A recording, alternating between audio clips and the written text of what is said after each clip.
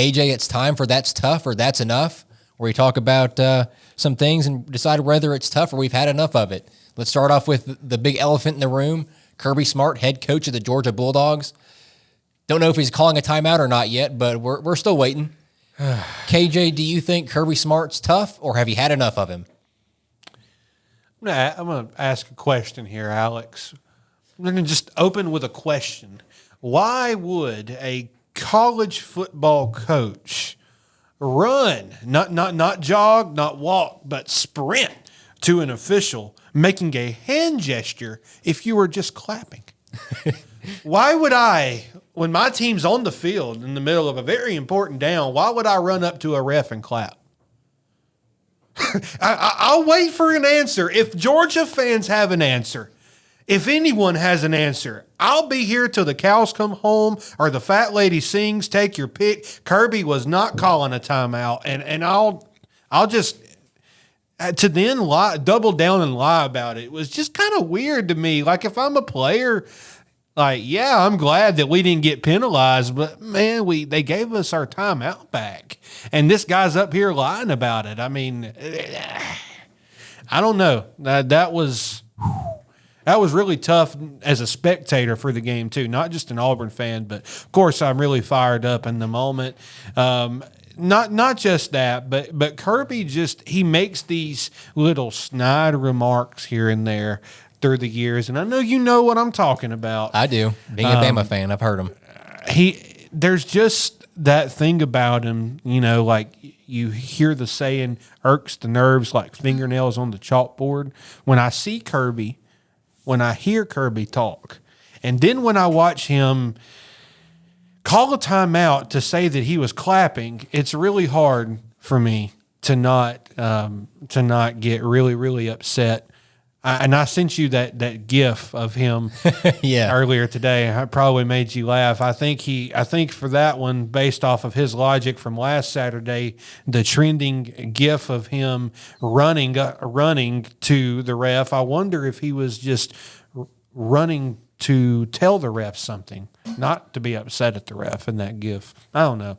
Judging off that GIF, judging off last weekend, I've had enough of Kirby. I think he's just too much. He does too much. That's what I'm going with. That's the nice way of saying it. He does too much for me. I've had enough, and that's it. I think Auburn should have definitely won the game, and I think Kirby wanted any advantage he could have.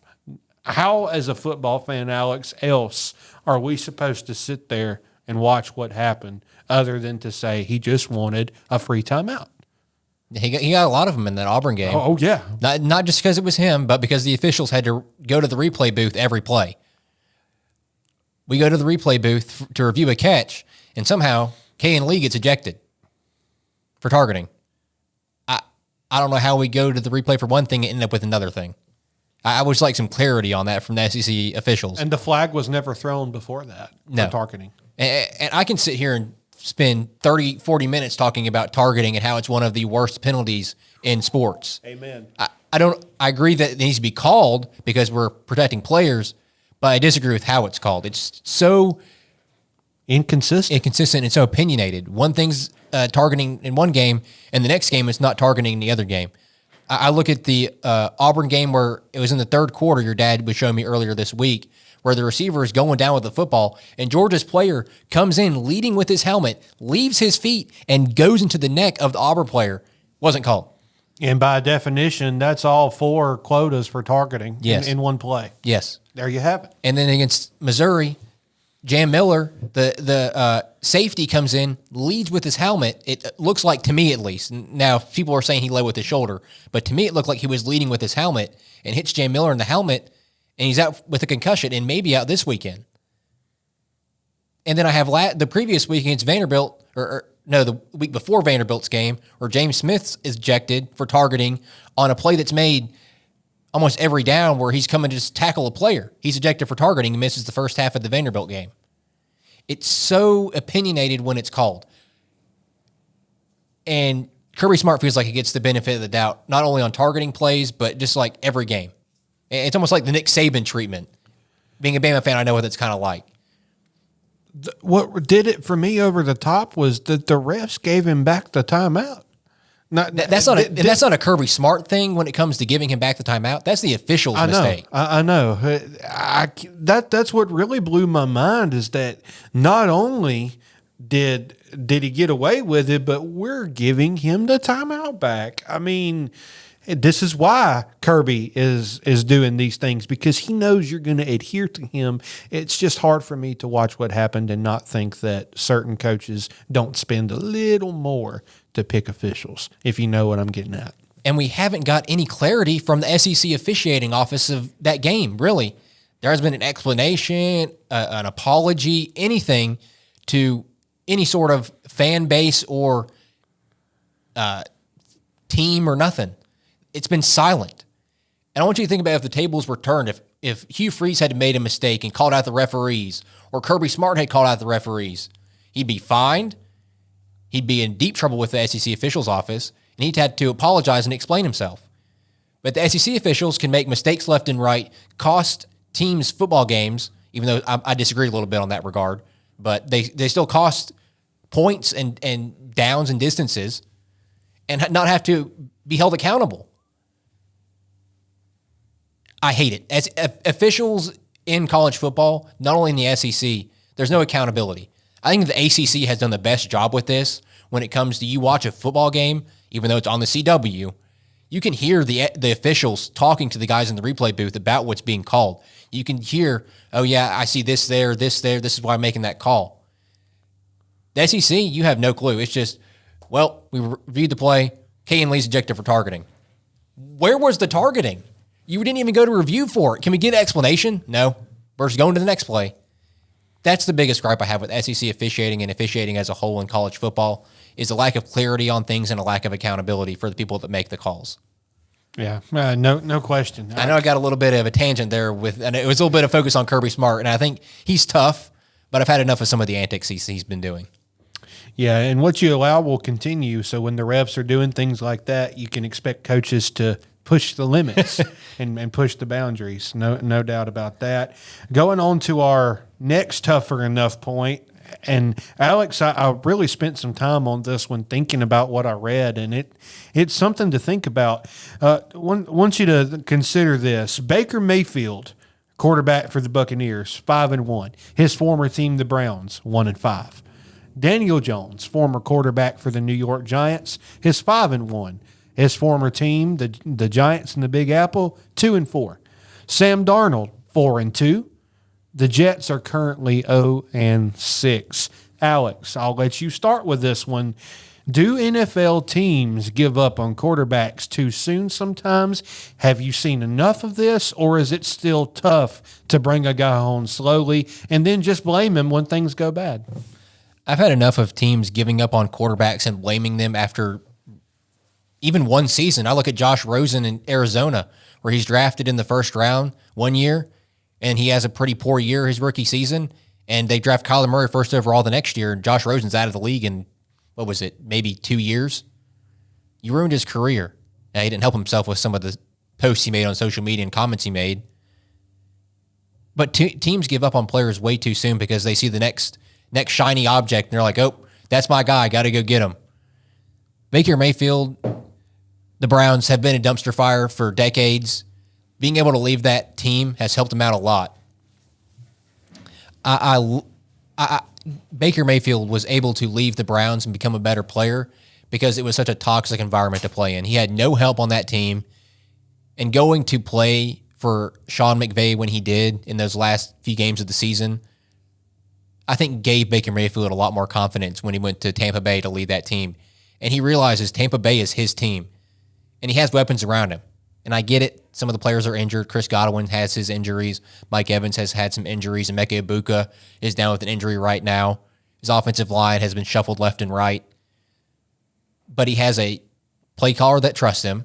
He has a defense that he can trust to lean on. And he's able to win football games. And Baker Mayfield, the biggest thing with the Browns was confidence. And being able to get that back was huge for him. Daniel Jones, the same thing. New York Giants, you didn't ever give him help. The receiving has been poor there for years. You only just recently got Malik Neighbors. You let Saquon Barkley walk for nothing. You don't invest in that. Your defense has been up and down all season long, and when Daniel Jones was there. It's a story if you don't give him any help and you want to blame him for your ineptitudes as a front office. Sam Darnold, the Jets, every year it feels like they're hiring a new head coach. And that stability at the head coach position helps out quarterbacks and offensive coordinator as well. It comes down to the fact where front offices continue to blame the quarterbacks for their ineptitudes when it comes to drafting players to help the quarterbacks they originally drafted.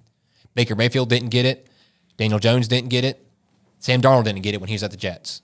And even when Sam Darnold was at the Panthers, the same with Baker Mayfield, no help for them. You trade away DJ Moore and Christian McCaffrey, and they get no help. Yeah, you brought up the Panthers and Bryce Young dealing with that still, with this poverty franchise. That is a popular thing to call it, the Browns. These are franchises, when we say that will look at something and say, oh, well, you got a year. And attach money to it. That year isn't good. You ship them. And then whenever you're in the negative in cap room and you're wondering why you can't go get big free agents, well, you didn't draft well, or you drafted well and let a good player walk.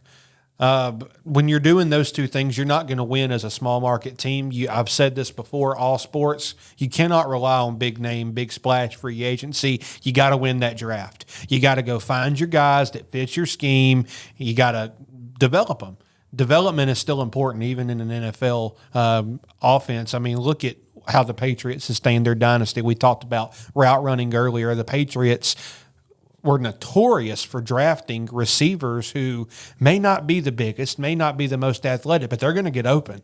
And they had a guy that got the football to him, and they developed offensive linemen, had 5 Pro Bowl offensive linemen in Tom Brady's career and several more that were on that level. I mean, they developed offensive linemen. That's how you win games. You find your guys and you develop them. You don't give up on them when they ask for a little more money than you're willing to pay, or the team's not doing good. Draft better, GMs. Jerry Jones. And there's plenty of examples of quarterbacks struggling earlier in their career. Troy Aikman started out 0-11 as a rookie. Peyton Manning, the 28 interceptions as a rookie. Josh Allen was very inconsistent his rookie year and really his sophomore year. But they were able to grow. The coaches brought them help, even not with players, but with personnel, coaching staff-wise. The Ravens is a dump right now, but you could even say Lamar Jackson. I mean, his downfield passing was terrible. And they brought in Todd Monken, and he got way better. It seems like to me a lot of these front offices want to blame the players when maybe it comes down to coaching. And I think fans and front offices need to realize, is it easier to replace a head coach that maybe not as good, or is it easier to replace the quarterback or the defensive player you spent a first-round pick on? What's easier to swallow? And I think it's easier to swallow when you fire a head coach when you realize so many examples of you get rid of Sam Darnold and you get rid of Baker Mayfield, and the head coach that had them, you figure out wasn't good as a head coach, and you realize, wow, I made the mistake there. I picked the wrong person to get rid of. So that's something people need to look out for is, was it really the quarterback's fault or was it the coaching's fault? And the examples we've gone over, Baker Mayfield, Daniel Jones, and Sam Darnold, really think it was a coaching fault.